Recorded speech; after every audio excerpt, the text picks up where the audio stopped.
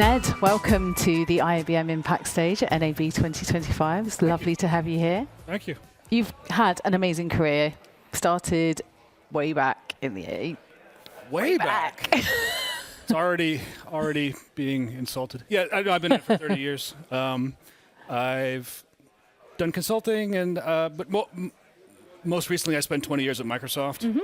And for the last 13 years, I owned substantial parts of Windows and Windows Server, and really importantly, this protocol called SMB, which is what I now own at Tuxera, and which is why I came there. I worked on designing and architecting this protocol for many years at Microsoft, obviously for Windows, and I decided I wanted to see what the world of Linux was like. Okay. And so I moved there and joined a Finnish company, and it's all very strange. Sure it's not. So business transformation was one of our themes for NAB 2025, and infrastructure transformation is not something that we often hear about in these kinds of industry forums. Tell us more about it. Boring for people. But it's people like to talk about. I mean, I'm really enjoying coming to this show because I see so many interesting things that I can touch, right? Cameras and microphones and equipment and stuff. And we are down beneath all of this, making it all work with storage. And so what we make with Tuxera and Fusion is remote access to storage with extremely high bandwidth, extremely high throughput, extremely low latency. And so as the world of, I've been learning all about media and entertainment the last 6 months.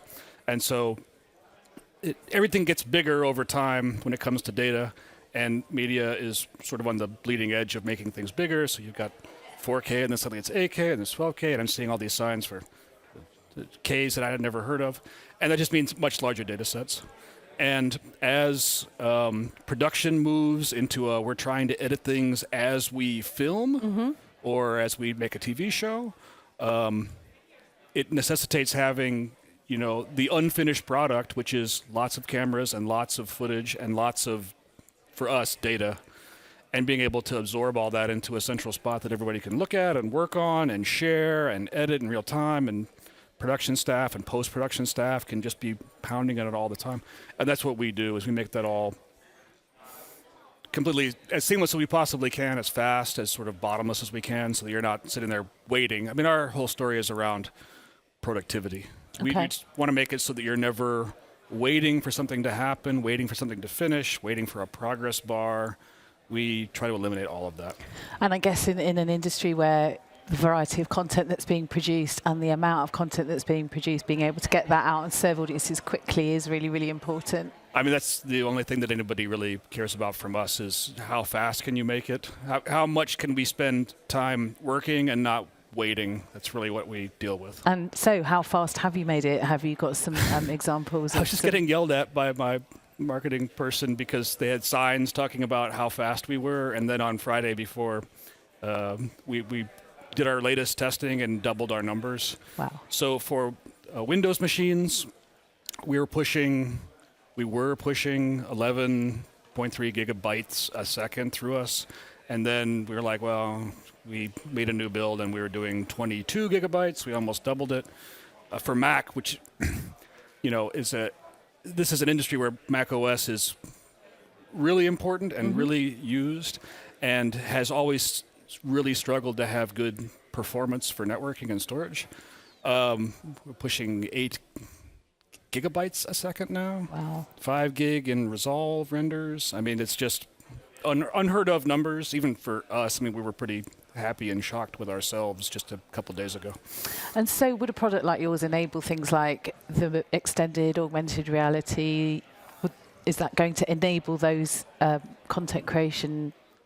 It's going to come down, yeah. It's going to make it so that you are, no matter how big your data set, no matter how many cameras you want to have, no matter how many, we work with a lot of, we already work with a number of very media-oriented storage providers, so Quantum and Weka, the Spheres, running some of our stuff. Right. And those folks, Pixit's here, Pixit Media. And for them, the key for them to be able to make their super fast storage work is it's no good if the client talking to the storage can't be fast, and it's no good. You can have huge capacity and incredible speed on the storage, but if you can't get it through the network, which is where we come in, it doesn't matter. It's irrelevant. Yeah. So we're just unlocking it so that they can go back to their content providers and say, look, we can not only can we hold all this data, not only are we really fast when you want to open and write and read from this data, but the connection from your client over Tuxera and Fusion will mean that you get what you paid for. Okay. So you've got that sort of guaranteed service ability. Yeah, that's the whole thing about us, is that we're trying to bring you numbers that if you throw the hardware at it, we will use it. You're never going to feel like, well, I bought a lot of really expensive equipment and I'm not really kind of getting what I paid for. We will use it all up. As much as you give us, we will use it. Okay. So you talked a little bit about some of the partnerships that you've been working on more recently. Can you elaborate further, or could you give us some examples of some of the use cases that you've had where you've been able to really show the benefits of employing Tuxera? I mean, some of them are super secret and really cool, and I wish I could talk about them. Oh, wow. Maybe next year. Maybe next year we can take the gloves off. And, there's a lot of really interesting things going on that I would love to be able to tell my own family if I could. Right. Okay. And Understood. we're still under NDAs for things, especially when I work with media-oriented stuff. Everybody wants to keep it real quiet, and nobody wants to share the information until the show is out, or the new broadcast event is out, or the new arena experience has started to happen. Right. So it kind of raises the question about security of that file transfer as well. That's where we are unmatched. Yeah. So we can do complete encryption. We get really in the weeds, and we do AES 256. Okay. Which, if your audience, most people are like, okay, sure, that sounds great. But we actually do.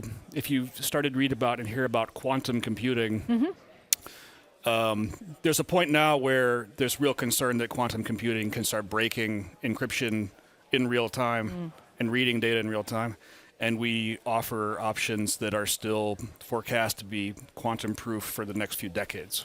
Wow. So you're not having to sit there and sort of compromise on buy something now and then have to worry about it later. There's no future where we can't make you safe, at least for the next 20 or 30 years. Amazing. And you've got some interesting demos, I understand, down on your stand on the show floor. We have excellent demos down in our booth. I hope you can come down. We've got the DaVinci Resolve running down there and doing really super fast renders on our Mac. We have frame test and FIO tools, standard industry tools showing just how much data we can push through from Windows and from Mac. And you can go and push buttons and see it for yourself. You can actually come to us and talk to us, and you can tell us about the workload you want to understand, and we can demonstrate it right there. As long as you know it fairly well, we can do it right in front of you if you wish. Ned Pyle from Tuxera, thank you very much for joining us here on IABM TV at NAB 2025. Thanks.